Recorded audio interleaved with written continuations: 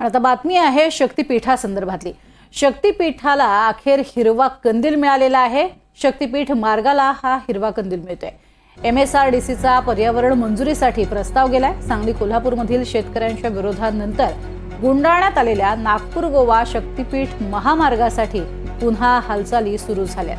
प्रकल्प मार्गी लावण्यासाठी MSRDCनं पर्यावरण विभागाच्या परवानगीचा प्रस्ताव केंद्र आणि राज्य सरकारकडे पाठवलेला आहे। त्यामुळे हा मार्ग येत्या 5 वर्षात पूर्ण करण्याच्या दृष्टीने आता सरकारी पावलं ही उचलली जात आहेत। अधिक माहिती घेऊयात, राहुल कुलकर्णी आमचे प्रतिनिधी आपल्या सोबत आहेत। राहुल, अतिशय महत्वाकांक्षी अशा स्वरूपाचा हा खरं तर मार्ग आहे, महामार्ग आहे। मात्र मध्यंतरी आपण पाहिलं होतं की खोड बसला होता या मार्गाला। आता मात्र हिरवा कंदील लागतो आहे। पण खरंच येत्या काळामध्ये अशी मंजुरी जी आहे ती होईल का? आणि सर्वसामान्य नागरिक जे आहेत, स्थानिकांचा जो विरोध होतोय, शेतकऱ्यांचा जो विरोध आहे, तो मावळेल का?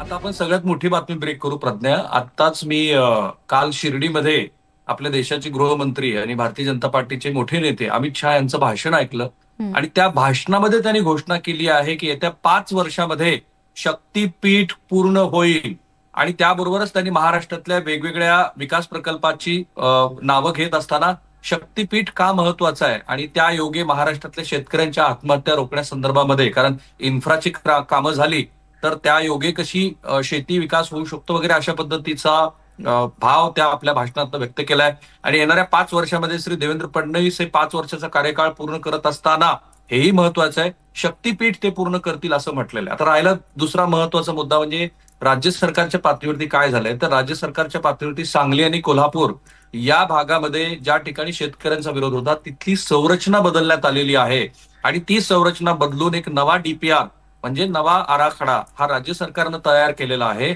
जेव्हा एवढ्या मोठ्या प्रकल्पाचं काम होतं आणि भूसंपादन होतं तेव्हा आपल्याला पर्यावरण विभागाची मंजुरी लागते केंद्रीय पातळीवरती।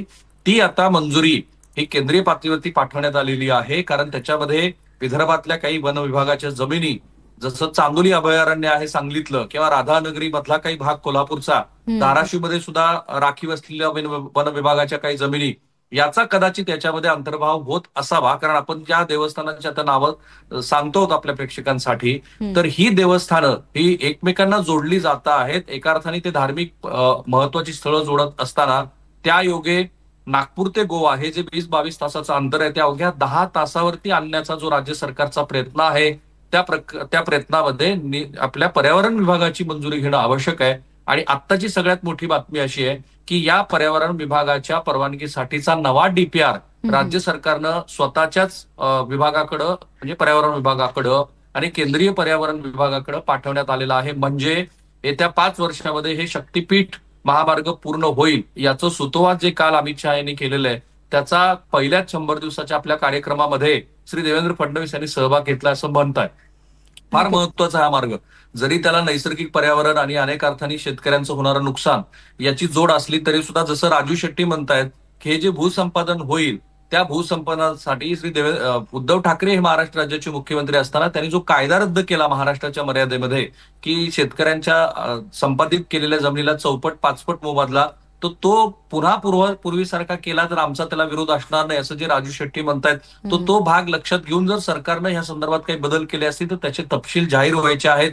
परंतु या महामार्गामुळं एक जसं समृद्धीमुळे महाराष्ट्रामध्ये आता एक विकासाला गती मिळेल असं म्हणतात, तसं या शक्तीपीठामुळे विदर्भ, मराठवाडा आणि पश्चिम महाराष्ट्र हा थेट नागपूर आणि गोव्याशी जोडला जाणार असल्यामुळं अनेक जणांचं या महामार्गाकडे लक्ष आहे। पण आताची सगळ्यात मोठी बातमी हीच आहे की पहिल्या 100 दिवसामध्ये राज्य सरकारनं शक्तीपीठ आपल्या हातात घेतलंय आणि पूर्ण ताकदीनं करण्याचा हा प्रयत्न आहे। 86,000 कोटी रुपयाचा खर्च असेल त्याला प्रज्ञा। नक्कीच राहुल, ज्या पद्धतीनं आपण उल्लेख केला शक्तीपीठ, तशा स्वरूपात राजकीय शक्ती वाढवण्याचा सुद्धा हा प्रयत्न असू शकतो का? पश्चिम महाराष्ट्र असेल किंवा ज्या ठिकाणी आपली ताकद कमी आहे भाजपच्या दृष्टीने जर बघायला गेलं तर ती वाढवण्याचा सुद्धा या महामार्गाच्या दृष्टीनं काही विशेष प्रयत्न?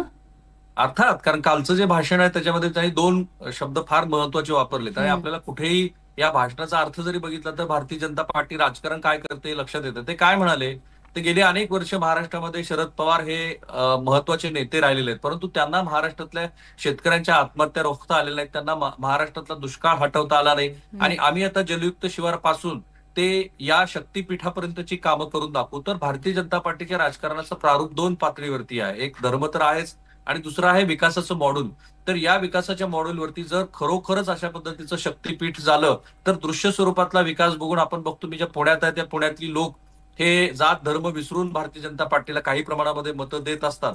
तर हा जो विकासाचा प्रारूप आहे त्या प्रारूपाला मराठवाडा, पश्चिम महाराष्ट्र, नागपूरचा, विदर्भाचा भाग हा एकसंघपणे त्यांना जोडता येईल. आणि आत्ताच एक अशी माहिती मिळते आहे की जे लोक भारतीय जनता पार्टी सोडून मधल्या काळामध्ये इतर पक्षामध्ये गेले होते त्यांच्या सुद्धा मनात चलबिचल आहे. कारण ज्या पद्धतीचा मॅन्डेट आता भारतीय जनता पार्टीला मिळालाय त्या मॅन्डेटवरतीच आता स्थानिक स्वराज्य संस्थांच्या निवडणुका भारतीय जनता पार्टी लढेल आणि पुन्हा एकदा आमचं जे विकासाचं प्रारूप आहे ते दाखवतील. आणि त्यातला सगळ्यात मोठा भाग हा शक्तीपीठ असेल. प्रज्ञा, हे विसरून चालणार नाही की समृद्धी महामार्गासंदर्भामध्ये मधल्या काळामध्ये जो काही वाद वगैरे असेल तो भाग जरी सोडला तरी तो महामार्ग आम्ही पूर्ण केला हे देवेंद्र फडणवीस आणि एकनाथ शिंदे हे सतत सांगत आलेले आहेत. आणि ते प्रारूप लोकांना काही लोकांना महाराष्ट्रातल्या निश्चित आवडतं.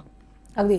आणि अर्थातच हा राजमार्ग ठरेल येत्या काळामध्ये आणखीन पुन्हा एकदा आपली ताकद घट्ट करण्यासाठी असं म्हणता येईल शक्तीपीठाच्या माध्यमातून. तुर्तास धन्यवाद या संपूर्ण माहितीसाठी राहुल.